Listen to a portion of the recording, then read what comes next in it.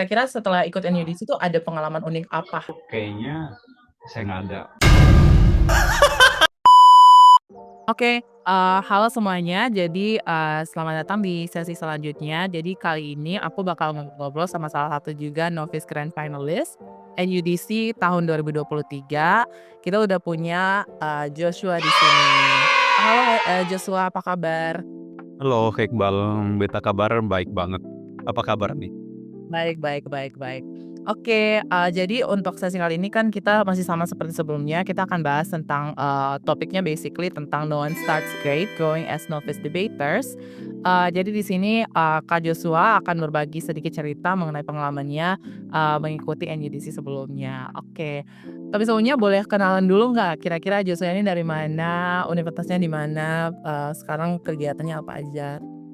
Halo teman-teman semua yang di Ambon di Indonesia Timur. Kenalin, beta pun nama Yosua Nomrihas. Cuman biasa dipanggil Joshua atau Jo. Saat ini beta berkuliah di Universitas Nusa Cendana, program studi ilmu komunikasi, dan sekarang beta lagi di semester 6. Oh, jadi anak Ilkom ya? Iya, Partner debat aku dulu juga anak Ilkom. Oh, semester 6 berarti udah mau KKN ya atau belum? kemarin waktu NUDC itu di-convert jadi beta nggak KKN lagi, dan sekarang lagi fokus penelitian. Kemarin udah proposal. Kita nggak KKN lagi. Campuran nih ya. BTW sama banget, kebetulan banget. Soalnya kemarin yang kita wawancari juga Kak Nurul itu dia anak ilmu komunikasi dan juga semester 6, jadi sama. Oke, jadi mungkin kita mulai dulu dengan pertanyaan pertamanya ya. Joshua bisa ceritain nggak sedikit kira-kira bagaimana Joshua masuk dalam dunia perdebatan? Jadi gimana beta bisa masuk dalam dunia perdebatan sebenarnya waktu itu karena ada ekskul debat kan di SMA. At first I join itu English debate, dan it was very horrible because based on my English ability I wasn't good enough. Jadi by the time beta belajar untuk gimana bisa berdebat, dan actually I'm getting better day by day. Dan menurut beta dengan bergabung menjadi anggota debat itu banyak merubah beta punya cara berpikir, dan akhirnya bisa bawa beta ke jenjang yang lebih jauh gitu. Oh, jadi Joshua ini dari SMA ya udah mulai debatnya? Ya, Terus pas di gitu. uni juga ada UKM-nya? Kalau di uni kita nggak ini ya, kita tuh nggak ada PM debat, cuman waktu itu kebetulan ada beta teman SMA ya, kita udah sama-sama kan debat, dan kita apply sama-sama untuk seleksi tingkat fakultas hingga ke uni gitu. Oh, Kita ada UKM debat. wait, jadi di Nusa Cendana itu ada UKM debatnya atau enggak? Maksudnya UKM bahasa Inggris gitu? Officially itu kita nggak ada. Paling cuman dari perkumpulan anak-anak debat yang emang mau. Kita juga satu sekolah kan. Jadi kalian tuh seleksi terus kalian dipasangin gitu atau gimana? Ya, kita seleksi di 3 universitas terus dipasangin gitu.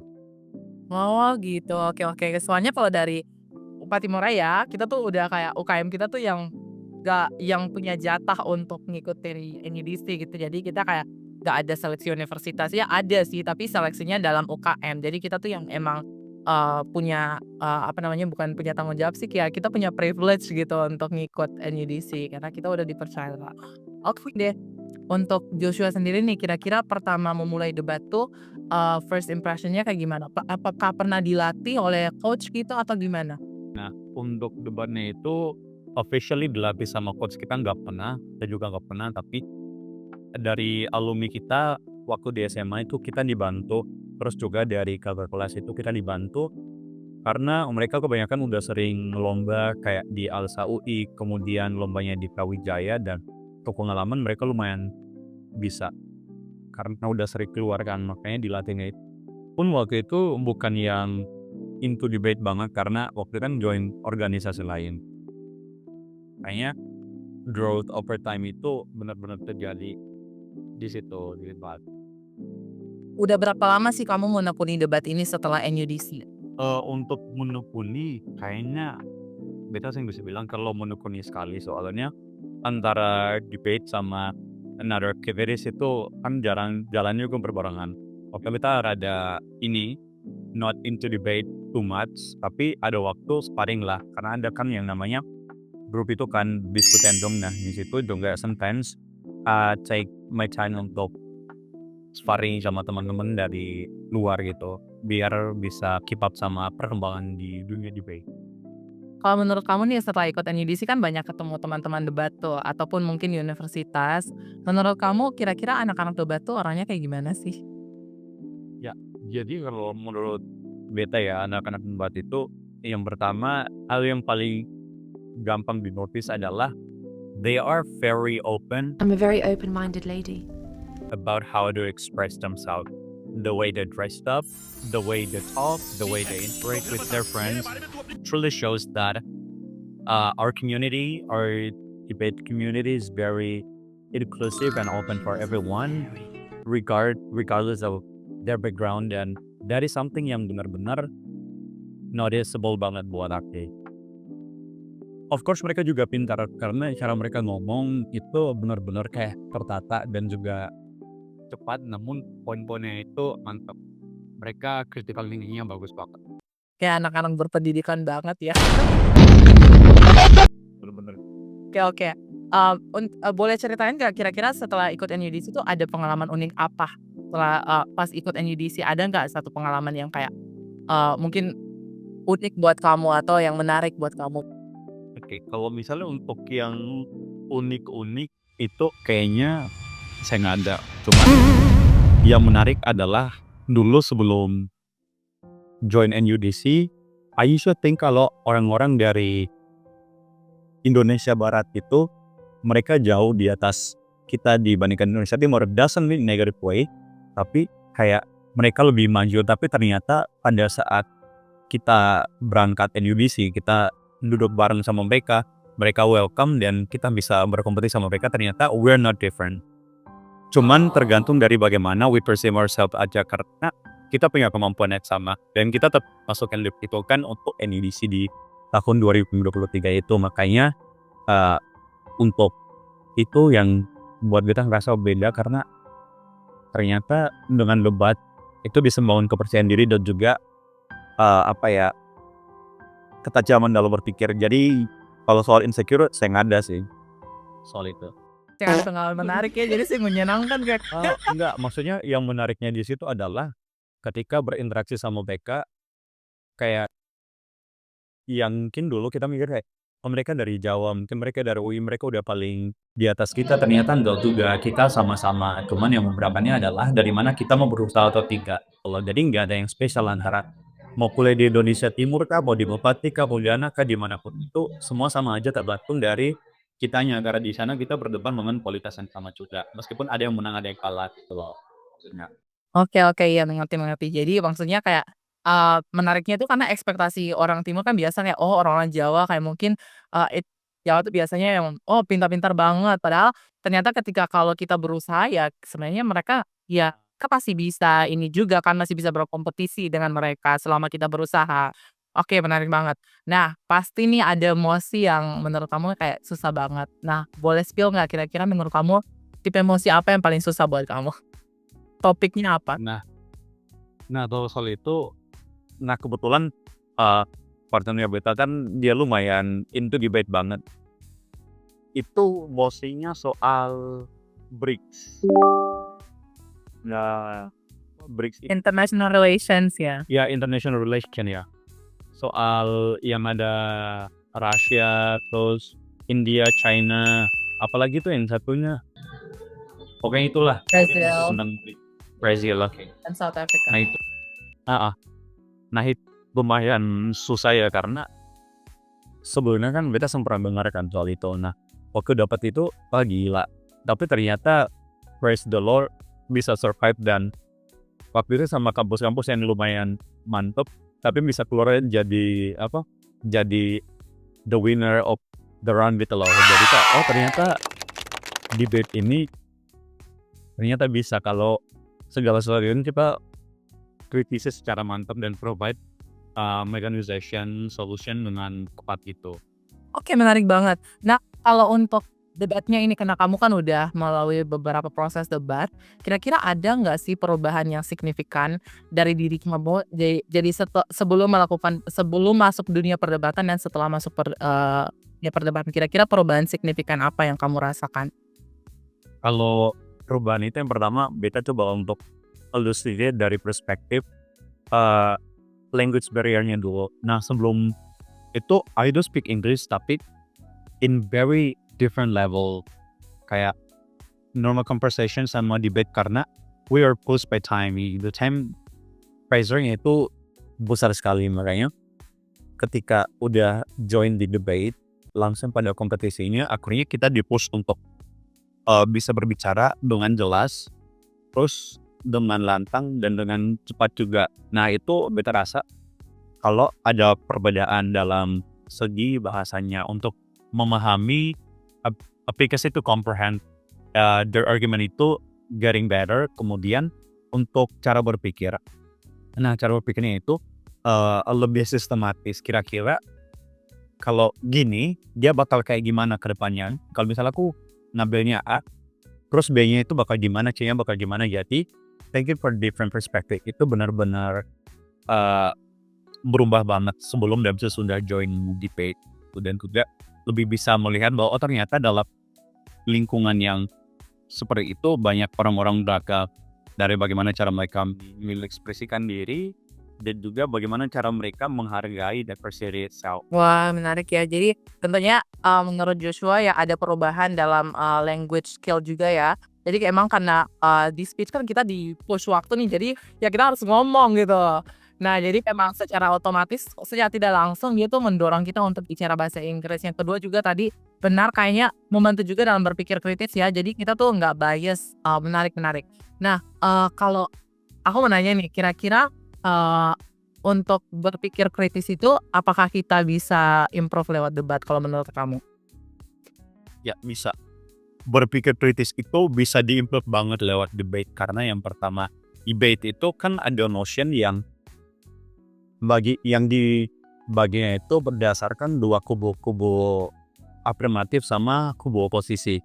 Nah, semisal kalau mau itu berbicara tentang sesuatu yang berbau moral, kemudian kita dapatnya di posisi yang bertentangan dengan moral itu, artinya kita harus mikir gimana caranya untuk eh, nggak benar-benar mencederai moral itu, tapi juga benar-benar memojokkan argumentasi lawan dengan cara gimana caranya kita menjelaskan, kita approach kasus ini dari sudut pandang mana, dari perspektif mana, kemudian cara kita menjelaskan juga itu bakal kritis karena kita mempunyai kewajiban untuk menjawab beban pembuktian dari tim lawan kita dengan argumentasi-argumentasi yang signifikan dan juga yang logis. Oke, jadi emang bisa ya debat ini membantu kita kritis karena emang kita ditantang untuk melihat, pendapat-pendapat yang lain dan juga membela pendapat kita kayak gitu. Nah, mmm, mungkin kamu udah pernah belajar debat dan mungkin udah pernah lihat banyak debaters. Kemarin juga Kak NEDC ketemu banyak-banyak juri. Aku mau nanya kira-kira ada nggak sih juri favorit kamu atau debaters favorit kamu? Kalau juri, nah dari pengalaman aku untuk jurinya itu ada yang pertama untuk jurinya Tengku Omar, he's really good one. Kemudian Angga Jopangga is a good one too. Terus ada satu lagi aku lupa dari mana. Dia tuh orangnya behelan, tinggi. He was very kind. Terus ada Cewek ya? cowok. Oh, cowok. Kalau cewek itu ada satu tuh. Kayaknya dia orang Ambon. Dia dari kampus mana ya? Di Jawa pastinya. Siapa sih namanya? Cantik kayaknya deh. Cantik. Talapua ya? Aku nggak tahu cantik dari institusi mana ya? Iya. Cantik tuh baik banget. Terus ke Andre Chandra tuh baik. Nah, kalau misalnya sesama debater yang di 2023 itu menurut aku helpful banget itu Vinay Dekani. He was very helpful. He was willingly share some kind of tips and trick to build kind of strong argument. And after jadi kita tuh pernah punya satu round di mana kita tuh saling uh, berdebat, dan even though waktu itu kita ended up as the third winner dalam round itu, tapi kayak secara terhormat karena belajar juga dari cara dia menyampaikan argumen gitu. Benar. Semua yang kamu sebutin kayaknya emang bener deh. Aku setuju, mereka emang hebat-hebat semua. Iya sih, emang dalam debat tuh kekalahan tuh nggak berarti kamu kayak kalah berarti kamu bodoh gitu. At least ada Iya. satu hal yang bisa kamu pelajari setiap round debat kayak gitu. Walaupun kamu kalah, kamu dapat sesuatu kayak gitu.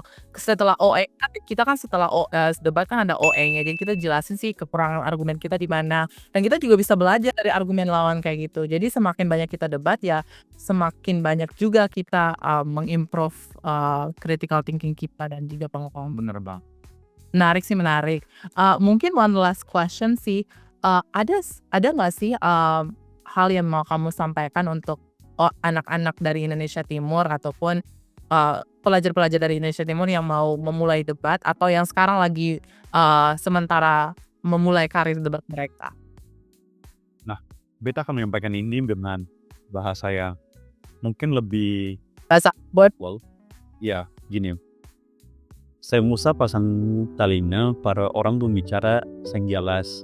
Misalnya dong bilang kamu saya mampu, kamu harus buktikan bahwasannya apa yang dong bilang tuh sebenarnya benar gitu. Kemudian kamu juga harus tahu bahwa antara orang yang di Jawa dengan orang yang di Indonesia Timur itu nggak ada beda. Karena apa dong makan nasi, kamu juga makan nasi gitu. Nasi goreng minyak tanah. Jadi kita diberikan kesempatan yang sama, improve, gunakan semua kecanggihan teknologi yang ada untuk improve ourselves. Karena sekali kamu semua ada dalam level di mana bersanding bersama-sama dengan orang di sana, at the time kita bakal jadi orang yang bisa. Jadi say no to insecure. wah, bisa bikin lagu kayaknya dari paling emosional banget ya, paling puitis banget kata-katanya, bukan emosional, sorry, puitis banget. Makanya Kak, mereka makan nasi, kita juga makan. Kita makan sagu deh kayaknya kalau makan nasi. Kita udah ini ya, udah masuk dalam apa sih politik beras gitu. Jadi Ya kita kayaknya kolonialisasi deh. Kayaknya nasi itu bukan makanan utama orang timur deh. nah, Ya kolonial. nggak ada nasi, kita makan jagung, makan ubi. Iya kan, dulu kan kita nggak tahu nasi. Hah? Tapi ya aku suka nasi sih. I love nasi. Do you like nasi? Ya, baik. Nasi atau sagu? Nasi better. Nasi atau papeda? Pernah makan papeda nggak? Papeda pernah makan, cuman kalau untuk papeda tuh teksturnya beda saya suka. Oh, oke. Kalau ikan kuah kuning boleh, ikan kuah kuning. Kalau kamu di Kupang tuh bilangnya kuah asam. Oh iya sama sih kayak di Ambon. Kayaknya bukan yang Ambon tuh sih udah beda jauh. Iya, Beda di Sonde tuh. itu. Soalnya kita pemilih kami ketua PT ini kan dari Kisar. Nah dulu kan Kisar tuh bagian dari Timor, dari Keresidenan Timor. Jadi bilang Kisar tuh Timor kecil gitu loh. Menarik ya. Kayaknya masih masuk Indonesia bagian tengah, tapi budayanya kita yang masih timur ya. Kalau mungkin secara pembagian waktu, yes, Indonesia bagian tengah. Cuman kalau berdasarkan kawasan, ya, we are proud Indonesia Timur. Iya, kita Indonesia Timur guys, bukan kita, maksudnya mereka juga bagian dari Indonesia Timur, walaupun di zona waktunya di tengah kayak gitu. Oke. Thank you so much Joshua udah bagi-bagi ceritanya, insightful banget, dan semoga bisa membantu teman-teman yang ingin menjadi debaters ataupun ingin memulai dunia debat kayak gitu. Sangat-sangat inspirasi, sangat-sangat memotivasi banget. Semoga kita punya banyak debaters Indonesia Timur juga ya yang bisa jadi inspirasi, atau mungkin kita ke depan kita punya salah satu institusi dari Timur yang bisa menang NUDC ataupun WUDC. Knows, right? Keep dreaming. Benar-benar. Yeah. Okay, then thank you so much for the talk, and I wish to see you again later. Thank you so much. Okay.